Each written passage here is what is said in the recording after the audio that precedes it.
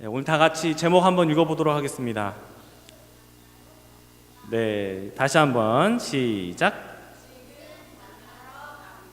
네, 옆에 분한테 한번 얘기해 주실래요? 시작. 지금 만나러 갑니다. 예, 엊그제 아주 대한민국에는 역사적인 그리고 아주 기념비적인 놀라운 정말 반갑고 박수칠 정말 박수가 뭡니까? 정말 이렇게 온 동네가 난리가 나는 정말 대한민국 역사의 한 획을 긋는 굉장한 일이 있었죠. 엊그제 남북 정상회담을 보고 우리가 놀랐고 또 전 세계도 아주 대서특필했던 그런 놀라운 일이 벌어졌습니다. 저 또한 김정은 위원장이 무슨 말을 할지 뭐 어떤 계획을 갖고 올지 몰랐으나 그런 만남을 저뿐만 아니라 우리 남과 북 모든 또 동포 모든 해외에 있는 모든 사람들이 다 바라던 모습이 아니었나 그렇게 싶었습니다. 판문점 선언을 보면서 이런 역사적인 날도 찾아오는구나. 저 어렸을 때만 해도 방공 만화 막 이런 거 북괴 괴뢰군 뭐 이런 거 나는 공산당이 싫어 이런 거 엄청 많이 배웠는데 정말 하나님께서 이런 날을 우리에게 주시는구나. 참 눈으로 보면서도 놀랍고 또 올해 종전 선언을 한다고 하는데 정말 그때 이게 실향민들 또 이북에 또 이렇게 가족이 있는 사람들 얼마나 많이 행복해할까 그런 생각을 하게 됩니다.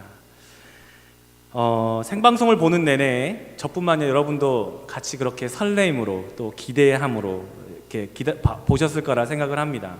김정은 위원장이 판문점을 통해서 이렇게 탁 내려오면서 문재인과 대통령님과 이렇게 악수를 하고 또 이렇게 도보다리에서 단둘이 이렇게 독대하면서 이야기도 하고 이게 정말 어떻게 이럴 수가 있을까?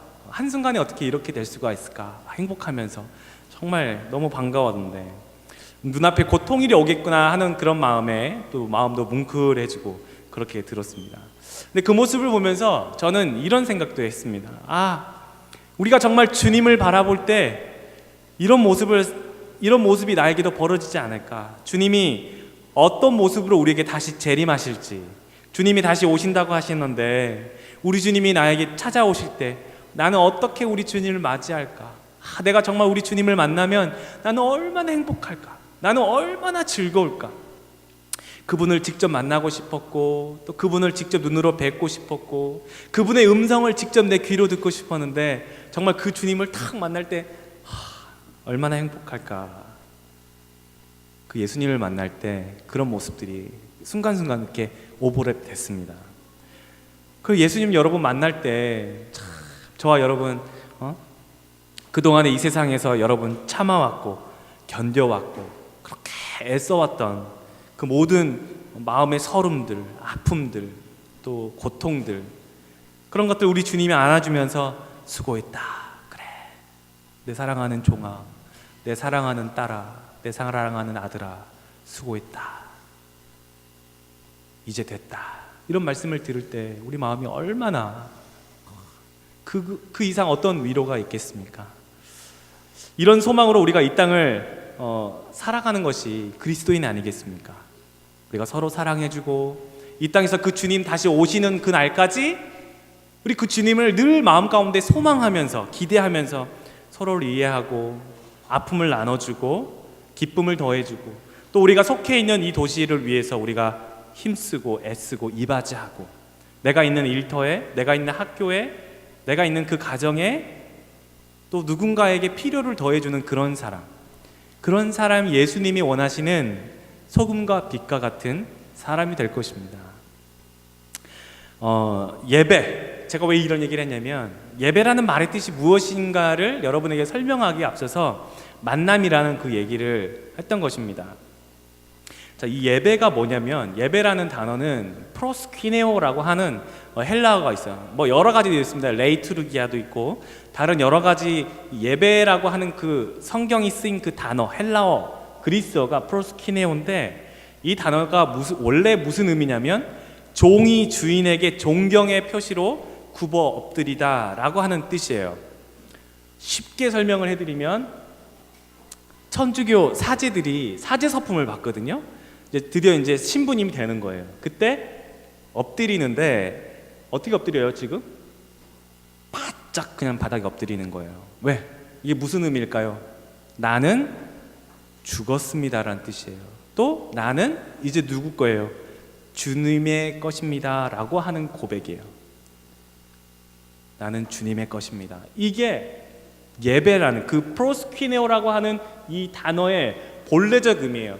그러니까 여러분 예배 드릴 때 원래는 어떻게 드려야 된다는 얘기예요. 저렇게. 누구 앞에? 사람 앞에? 아니요. 주님 앞에. 주님 앞에 저렇게. 그러니까 여러분 앉아 있지만 저런 마음으로 주님 앞에 나와야 한다는 거예요. 나는 주님의 것입니다. 그 예배의 기본적인 전제는 나는 주님의 것입니다. 나는 이미 죽었습니다. 그리고 주님이 나를 다시 살려주셨습니다 라는 거예요. 살려주셨으니까 나는 제 2의 인생을 사는 거죠. 누구를 위해서? 우리 주님을 위해서. 그래서 내가 살아가는 그 땅에, 내가 살아가는 가정에, 학교에, 직장에 누구를 위해서 살아가는 거예요? 주님을 위해서 다른 사람들을 사랑하는 거예요. 우리가 전능하신 하나님을 만나면 엎드려질 수밖에 없는 거거든요. 자, 또 하나 보겠습니다. 이 worship이라고 하는 이 단어는 원래 worsh하고 ship이라는 단어가 합쳐진 단어예요. 그래서 우리가 예배 드린다고 할 때 worship이라고 하는데, 이 worth라고 하는 거는 이 가치, 어떤 자격 이런 거고, ship이라고 하는 것은 어떤 신분, 대상, 어떤 그 사람의 정체성 이런 걸 얘기하거든요. 그래서 이 두 가지가 합쳐진 단어예요. 그래서 이 두 단어는 거룩하신 하나님과 인간과의 관계에서 딱 만나면 어떤 뜻이 되냐면 최상의 가치를 최고의 하나님께 올려드립니다 라고 하는 뜻이에요. worship이라는 단어가. 그러니까 여러분들이 그냥 worship 해요. 나는 지금 I have come to worship the Lord 뭐 이렇게 우리 찬양을 하지만, 이 worship이라고 한 단어가 그냥 이 시간에 이렇게 어떤 뭐 찬송을 드리고 말씀을 듣고 이런 의미라기보다는 여러분 더 본래적인 의미, 최상의 가치를 최고의 하나님께 드리는 마음으로 이 시간에 있는 거예요. 이 시간 그렇게 말씀을 듣고 그렇게 찬양을 올려드리는 게 worship이에요. 그게 예배라는 거예요. 그래서 이렇게 드리는 우리의 마음, 이렇게 드리는 내 자신, 내 전 인격, 그래서 우리가 내가 영으로 하나님을 찬양합니다 라고 할 때는 그럼 내 몸뚱이는 놔두고 영만 찬양하냐? 그게 아니고, 영이라고 할 때 이 원래적인 의미는 내 영, 혼, 육, 내 전 인격이 다 포함되어져 있는 단어예요. 다윗이 찬양을 할 때도, 다윗이 시편에도 내 영혼이 주를 바라나이다, 뭐 내 영혼이 주를 갈망하나이다 라고 할 때 그 영혼이라고 하는 단어는 우리의 전 인격, 몸과 영과 혼을 합쳐서, 그러니까 전심으로 주님을 갈망하고 예배합니다 라고 하는 그런 뜻이거든요. 예배는 그렇게 드리는 거예요. 내가 이 시간 주님 앞에 나왔어요. 여러분 이 시간에 주님이 함께 하심을 믿으십니까? 그 주님 앞에 여러분이 예배 드리는 거예요. 자, 이렇게 예배를 드리는데 그러면 최초의 예배가 어디일까? 최초의 예배는 하나님이 아담을 만드신 후에 하나님이 아담을 부르신 사건. 아담아. 자, 아담이라고 할 때 이 아담은 무슨 뜻이라고 했죠? 한글로? 흙이라고 했죠. 아담아라고 하는 그 히브리어 자체가 흙이에요. 하나님이 흙아 이렇게 부르신 거죠. 자, 그렇게 부르실 때 아담이 대답을 했어요. 여기서부터 예배가 시작되는 거예요. 이 예배도, 우리가 지금 드리는 이 예배도 하나님이 우리를 만나 주시기 때문에 가능한 거예요. 그분이 먼저 우리를 찾아오시지 않으면 이 예배는 그저 형식에 불과해요. 그냥 노래 부르고 이야기 듣고 끝나는 건데, 이 시간에 하나님이 계시니까 노래가 아니고 찬양이 되는 거고, 이야기가 아니고 말씀이 되는 거예요. 여러분이 예배를 드리는 거. 주님이 이 시간에 여기에 계시지 않으면 우리는 그분이 누군지를 몰라요. 우리는 하나님을 알 수가 없는 거예요. 그래서 누가 누구를 부르신 사건, 예배는 거기서부터 시작되는 거예요. 내가 누구인지를 알고, 그분이 나에게 말씀을 하셔서 내가 누군지를 알고, 내가 어디서부터 시작됐고, 나를 부르신 분이 누군지를 알고, 나를 부르신 분을 만나고, 내 생애를 마감하면 나는 어디로 가는지를 아는 것, 그것이 예배예요. 그러니까 예배는 단순히 지금 이 시간만을 지칭하는 것이 아니고 여러분이 이곳을 나가서 이 예배를 마친 다음에 나가서도 여러분의 예배가 시작되는 거예요. 예배는 나를 지으시고 나를 부르신 창조주 하나님과의 만남, 그리고 죄에서 나를 살리신 그 십자가의 사랑, 하나님의 아들 예수 그리스도, 나의 구원자 예수 그리스도, 지금도 우리 마음 가운데 함께 하시고 우리에게 은혜를 베풀어 주시고 하나님을 그리워하고 하나님을 찾게 하고, 내가 뭔가 기도하지 않고 말씀 보지 않고 뭔가 이런 목마름, 갈증을 갖게 하도록 만드시는, 우리를 위해서 그리고 여전히 기도하시는 우리 성령 하나님. 여기서 잠깐 설명하자면, 이 동그라미 원 안에 새 하나님을 제가 이렇게 그려 넣었잖아요. 새 하나님은 한 분 하나님이에요. 이 하나님은 한 분 하나님이에요. 그러니까 나눠져 있지 않아요. 그냥 한 분이세요. 근데 역할이 달라요. 창조주 하나님, 구원자 하나님, 보혜사 성령 하나님. 그래서 성부 하나님, 성령 하나님, 성자 하나님 이렇게 얘기해요. 이 세 하나님을 조금 어려운 말로 삼위일체라고 하는데, 체자는 몸체자가 아니라 같은 몸이다 이런 게 아니고 근본 체자예요. 그래서 그분은 본래 한 분이시다라는 뜻이에요. 삼위, 이 세 가지 역할이 있지만 그분은 하나의 하나님이세요. 그래서 성부, 성자, 성령 하나님 이렇게 얘기하는데, 그러면 예수님이 누구냐? 예수님은 구원자 예수 그리스도예요. 저 성자 하나님, 바로 하나님의 아들이죠. 자, 저 예수 그리스도께서 본래 한 하나님이신 저 하나님께서 인간의 모든 죄를 해결하시기 위해서 이 땅에 태어나신 사건, 어려운 말로 성육신이라고 합니다. 성육신, 그 예수님이 이 땅에 오신 이 사건을 보고, 이 사건을 우리가 십자가의 놀라운 사랑이라고 얘기하죠. 성부 하나님과 성령 하나님으로부터 성자 예수님이 인간의 몸을 입고 저기에서 분리된 사건이에요. 놀라우신 사건이죠. 그렇지만 성자 예수님이 그냥 인간이냐? 그게 아니고 인간이면서 동시에 하나님이에요. 그러니까 죽은 사람도 살리시고 병자도 낫게 하시고 무리를 거르시고 바람과 파도를 잔잔케 하실 수 있는 능력이 있으신 분이에요. 자, 저 성자 예수님께서 우리를 위해서 오셨어요. 그래서 뭐 하신 거예요? 십자가를 지신 거예요. 저 예수님께서 우리에게 오셨다라고 하는 저것은 그냥 왔군요, 반갑습니다, 이게 아니고, 저 예수님께서 오셨다, 그것은 인간의 모든 것을 똑같이 느낀다는 거예요. 저분이 채찍질을 당하셨을 때 안 아팠겠어요? 하나님이시지만 완벽한 인간이라 그랬잖아요. 그분이 살이 찢겨질 때 우리와 같은 고통을 느끼시고, 그분이 목마를 때 그분도 갈증을 느끼시고, 누군가 힘들어하고 아파할 때 그분도 눈물을 흘리셨어요. 우리 예수님도 피곤해 하셔서 쉬셨고 잠을 주무셨던 분이에요. 그러니까 어떻다는 거예요? 우리의 모든 상황을 이해하시고 공감하시고, 우리가 아파할 때 네가 얼마나 아픈지를 내가 알아 라고 말씀하실 수 있는 분이에요. 이 상황을 누구보다 더 공감하실 수 있는 분이 바로 우리 예수님이에요. 그래서 내가 울 때 함께 울어주시고, 내가 웃을 때 함께 기뻐해 주시는 분이 바로 우리 예수님, 바로 우리 하나님이세요. 자, 여기 이 성막이 있거든요. 이 성막이 있습니다. 이게 원래 모세가 시내산에 올라가서 하나님이 보여주신 그 사이즈 그대로 이렇게 만들었잖아요. 자, 이게 성막인데, 이 성막을 왜 성막을 만들었냐면, 죄를 해결하기 위해서, 그 당시에는 예수님이 아직 오시지 않았기 때문에 죄를 해결하기 위해서 이 성막을 만들어 주신 거예요. 자, 근데 이 제물도 자격이 있어요. 좀 더 확대해 보면, 이렇게 여기 하얀 옷 입은 사람이 제사장이에요.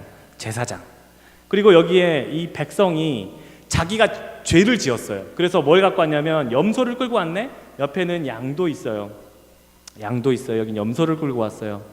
그래서 이 짐승을 끌고 와서 뭘 하냐면, 제사장이 이 짐승에게 안수를 합니다. 이 사람 같이 안수를 해요. 그러면 이 사람이 지었던 죄가 어디로 넘어가는 거예요? 동물한테, 이 짐승한테 넘어가는 거예요. 그리고 이 제사장은 이 짐승을 끌고 안으로 들어가서 안에서 각을 뜹니다. 팔은 팔대로, 다리는 다리대로, 머리는 머리대로, 내장은 내장대로, 기름은 기름대로 다 분리시키는 거예요. 그리고 피를 받아요. 피를 받아서 여기다 뿌리고 이렇게 하는데, 자, 이 재물은 아무거나 끌고 오면 안 돼요. 조건이 있어요. 그게 뭐냐면 아무 흠이 없는, 상처도 나면 안 돼요. 어디 아파도 안 돼요. 흠이 없어야 되고 일련돼야 돼요. 그런 숫송아지 순양이어야 돼요. 자, 그래서 형편에 따라서 동물이나 곡식을 이렇게 바쳐서 자기의 죄를 대신 제사장에게 갖다 바치는 거예요. 그러면 제사장이 그것을 가지고 태웁니다. 태워서 그 죄를 없애는 거거든요. 그것을 보고 번제라고 하는데, 제가 왜 이 얘기를 하냐면, 죄를 지을 때마다 이 당시에는 이렇게 제물을 바쳤어요. 근데 아까 성부 하나님, 성령 하나님, 그리고 또 하나 누구? 또 한 분 누구? 성자 하나님, 우리 예수님이 이 땅에 오셨어요. 왜 오셨어요? 그분이 제물이 되신 거예요. 그분이 동물 대신에 제물이 되신 거예요. 그래서 동물을 어디서 태우는 거예요? 이 번제단에서 태우지만 예수님은 어디에서 번제를 드리신 거예요? 십자가에서 죽으신 거예요. 십자가에서. 근데 아까 얘기했잖아요. 아무 동물이나 제물이나 갖고 오면 된다고? 아니, 흠이 없어야 돼요. 그래서 우리 예수님이 죄가 없으신 분이세요. 의로우신 분이세요. 그분이 대신, 제물은 죄가 있으면 안 되기 때문에 그분이 우리 대신 죽어주신 거예요. 그래서 예수님이 죽은 이후로 이제 더 이상 제사는 필요가 없어요. 왜? 그분은 완벽한 제물이시기 때문에, 그리고 그분은 영원한 제물이 되셨기 때문에 그래요. 그래서 우리는 그분이 대신 나를 위해서 이 제사를 지내주셨고 나는 저것을 믿기만 하면 되는 거예요. 그게 예수님이 우리에게 말씀하시는 사건이에요. 우리가 예배드리는 것은 바로 이런 행위를 우리 예수님이 대신하셨구나, 감사합니다, 그 마음이에요. 우리 주님이 피를 흘리시고 나 대신에 주님이 대신 죽어주셨어요. 죽으실 때 이제 나도 그것을 믿으면 나도 같이 죽었고, 우리 예수님이 다시 3일 만에 살아나셨잖아요. 이제 나도 주님처럼 다시 부활합니다. 그걸 믿는 거예요. 우린 그걸 믿고 이 땅을 살아가는 거예요. 그래서 제물 대신 예수 그리스도를 믿는 자만이 죄의 영향을 받지 않고 하나님을 만날 수 있는 거예요. 예수 그리스도를 통하지 않고서는 하나님 만날 수가 없어요. 여기 보면 이 문이 있잖아요. 이 문은 동서남북에서 남쪽으로 나 있는데 문은 하나밖에 없어요. 이 문을 통하지 않고서는 하나님께로 갈 수가 없어요. 이것을 보고 성막이라고 하는데, 이 성막은 두 개로 나눠져 있거든요. 근데 이쪽은 성소, 이 뒤에 쪽은 지성소. 그래서 뒤에 쪽에 법궤가 있어요. 그래서 하나님이 임하시는 곳, 그래서 그곳을 시은좌, 때로는 보좌, 이렇게 얘기를 하거든요. 하나님이 거기에서 대제사장과 1년에 한 번씩 만나는데, 어쨌든 이 성소와 지성소를 가리는 커튼이 있어요. 커튼. 그 커튼이 예수님이 십자가에서 죽으실 때 쫙 반으로 찢어져 버렸어요. 위에서 아래로. 그걸 뭘 의미하냐면, 이제 이런 제사는 아무 필요가 없다. 나를 믿는 자는 이 커튼이 찢어졌기 때문에 바로 그냥 지성소를 볼 수 있는 거예요. 하나님께로 나아갈 수 있는 거예요. 누가? 예수님을 믿는 사람이 하나님을 직접 만날 수 있는 거예요. 놀라운 은혜를 우리에게 베푸신 거죠. 자, 여러분, 그래서 그 하나님을 만날 때 여러분 질문 하나 드리겠습니다. 회개를 한다고, 내 잘못을 고백한다고 할 때, 내가 회개를 할 때 하나님을 그럼 만나기 바로 직전에 회개를 합니까? 아니면 하나님을 만난 후에 회개를 합니까? 회개는 언제 하는 거예요? 내 죄를 고백하면서부터 내가 그렇게 나아가야지 하나님이 나를 만나 주시는 거예요? 아니면 하나님을 만난 다음에 회개가 되는 거예요? 동시에 이루어집니다. 동시에 이루어져요. 아직 나는 내 마음에 뭔가 이렇게 회개가 이루어지지 않은 것 같은데요. 아니에요. 그거는 그 단계는, 그 시작은, 그리고 그 과정은 주님이 이끌어 가시는 거지 내가 어떻게 평가할 수가 없어요. 하나님을 만나는 동시에 뭔가 모르는 그런 벅차오른 그런 감격, 감동, 더불어 내가 하나님을 모르고 내가 하나님을 외면했던 그런 모습들이 자꾸 떠올라요. 그래서 하나님 앞에 미안한 마음들이 막 들어요. 막 부끄러워요. 울먹울먹 하는 거죠. 그와 동시에 내 내면에, 내 안에 성령 하나님께서 내 영을 새롭게 하십니다. 내 마음 가운데 있던 얼룩지고 더러운 내 영혼을 우리 주님이 깨끗게 하시는 거예요. 말씀으로 나를 다시 살리기 시작해요. 복음으로 나를 다시 살리기 시작해요. 왜? 이 십자가의 은혜가 내 마음보다도 더 큰 힘을 갖고 있기 때문에 그래요. 나를 지으신 분을 이제 만나는 거예요. 내가 죄인 되었음을 알고 그런 죄인을 용서하신 것도 알게 되는 거예요. 그러니 그 전능하신 하나님, 그 용서하신 하나님을 탁 만났을 때 엎드려질 수밖에 없는 거예요. 프로스퀴네요. 그냥 그 앞에 바짝 엎드릴 수밖에 없어요. 그러니까 베드로가 예수님을 처음 만난 날 베드로가 예수님한테 뭐라 그랬어요? 주님, 나를 떠나십시오. 나는 죄인입니다. 하고 주님 앞에 무릎을 꿇고 그렇게 고백하지 않습니까? 나를 부르신 분을 만난 거예요. 그것이 예배예요. 우리 We have come to the worship the Lord 라고 얘기하는데 우리 주님 앞에 예배드리러 왔습니다. 예배드리러 왔습니다. 최고의 가치를, 최상의 가치를 최고의 하나님께 드리는 것. 내 마음은 그냥 이렇게 와서 그냥 지금 잠깐 뭔가를 듣고 돌아가는 게 아니고 지금 내 마음, 내 영혼을 다 뭔가 물을 짜내듯이 내가 주님께 최고의 가치를 드립니다. 주님 받아주십시오. 예배. 내 자신, 내 몸, 내 영혼을 주님께 드리는 그 최고의 일을, 이 예배를 여러분이 지금 하고 있는 거예요. 그래서 하나님은 영이시니 예배하는 자는 영과 진리로 예배할지니라 그랬어요. 내 몸뿐만 아니라 내 영혼을 가지고 주님 앞에 예배하는 거예요. 그렇게 내 몸과 영혼으로 주님을 예배할 때 진리이신 예수님이 여러분의 마음에, 우리는 저도 마찬가지고 이게 그런가? 이게 아닌가? 하지만 주님이 여러분 마음 가운데 하나씩 확신을 갖게 만드십니다. 그게 성령님의 역할이에요. 성령님의 역할. 내가 이렇게 해야 되나? 이렇게 할까? 저렇게 할까? 하나님께서 하나씩 알려주십니다. 그래서 사도 바울이 이렇게 고백하지 않습니까? 내가 그리스도와 함께 십자가에 못 박혔나니 그런즉 이제는 내가 사는 것이 아니요 내 안에 누가 사시는 거예요? 그리스도께서 사시는 것이라.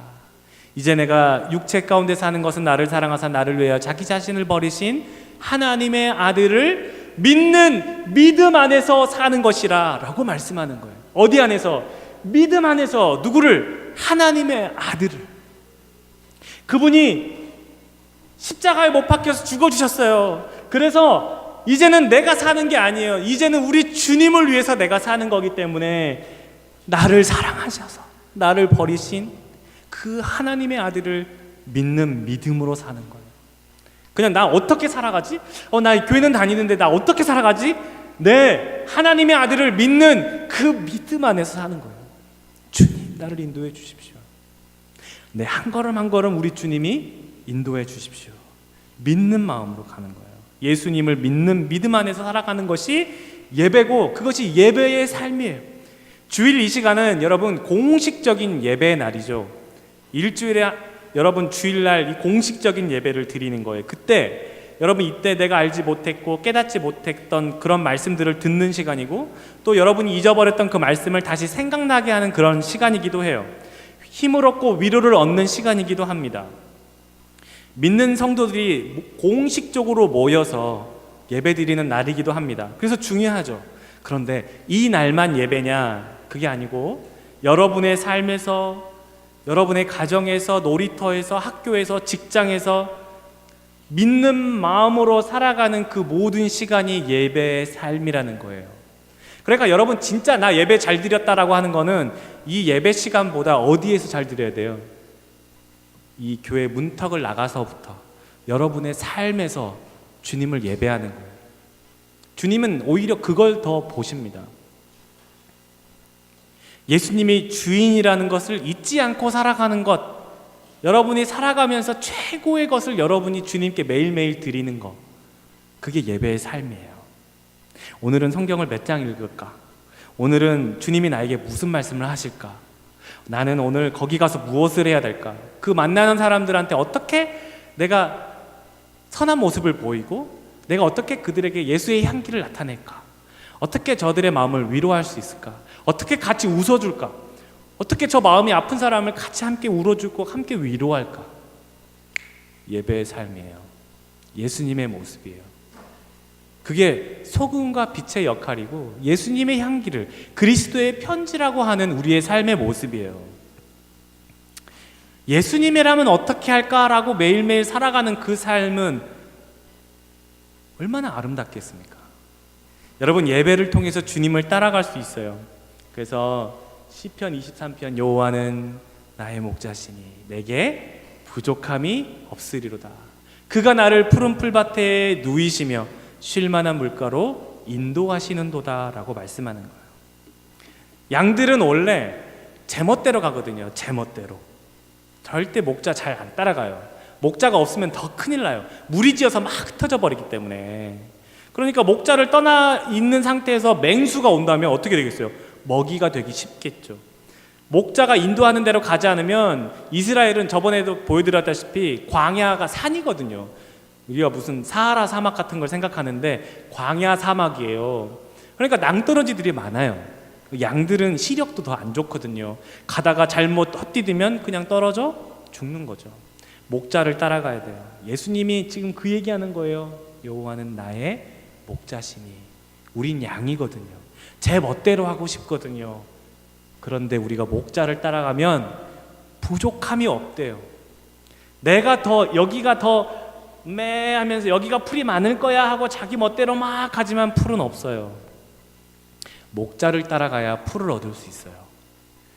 쉴 만한 물가를 찾을 수 있어요. 목자가 인도하는 대로 가야지 푸른 풀밭에 나를 누이시고 쉴 만한 물가에서 물을 마실 수가 있는 거예요. 우리는 주님의 것입니다. 주님께서 내 삶에, 내 가정에, 여러분의 직장에서 여러분을 푸른 초장으로 인도하실 것을 믿으십니까? 여러분, 그것이 예배의 삶이에요.